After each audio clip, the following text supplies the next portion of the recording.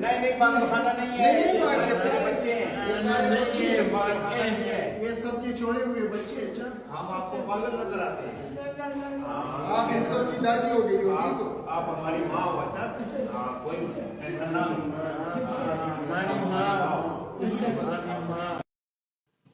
السلام علیکم۔ آج بڑے ہی افسوس کے ساتھ میں یہ ایک ویڈیو بنا رہا ہوں جس میں ان ناسور ان نالائق لوگوں کو جواب دینا چاہ رہا ہوں، معاشرے کا حصہ ہیں جو کہ اپنے ماں باپ کے سامنے زبان درازی کرتے ہیں۔ میں ان لوگوں سے پوچھنا چاہتا ہوں کہ آپ لوگوں نے مرنا نہیں ہے؟ اللہ کو جواب دہ نہیں ہونا؟ قرآن میں اللہ تعالیٰ فرماتا ہے کہ ماں باپ جب بڑھاپے میں پہنچ جائیں تو ان کے سامنے اف تاک نہ کریں، اور زبان درازی کرتے ہو۔ مرنا نہیں ہے، قبر میں نہیں جانا، حساب نہیں دینا، بندوں کے حقوق معاف ہو جائیں گے؟ نہیں ہوں گے، اللہ پاک ہرگز معاف نہیں کرے گا۔ شرم کریں، یہ کب تک زندہ رہیں گے؟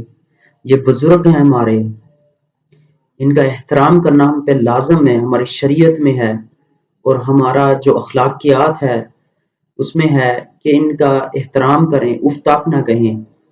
آپ کو پتہ ہے کہ جب بڑھاپے میں انسان پہنچ جاتا ہے تو اس کی یادداشت کمزور ہو جاتی ہے، ڈیمنیشیا ہو جاتا ہے، لاس آف میموری ہو جاتی ہے، تو یادداشت کیونکہ کمزور ہو جاتی ہے، اس لیے اللہ نے فرمایا کہ ان کے ساتھ ادب احترام کے ساتھ پیش آئیں۔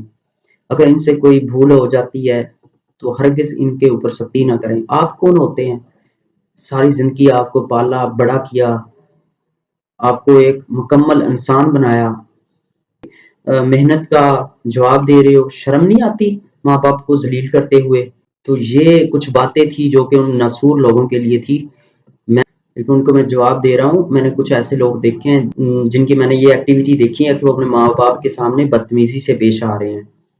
ان کو پتہ نہیں ہے کہ بڑھاپے میں پہنچ گئے ہیں، ان کا ادب کرنا ہے، ان کا احترام کرنا ہے، کیونکہ ماں کی شفاعت سے، ماں کی دعا سے ہی کامیابی ہوگی دنیا آخرت میں۔ نافرمان لوگ ہمیشہ معاشرے کا گند ہوتے ہیں۔ رکھے انسانی شر سے بچائے، ایسے لوگوں سے بچائے، ایسے لوگ کے شر سے بچائے، آمین۔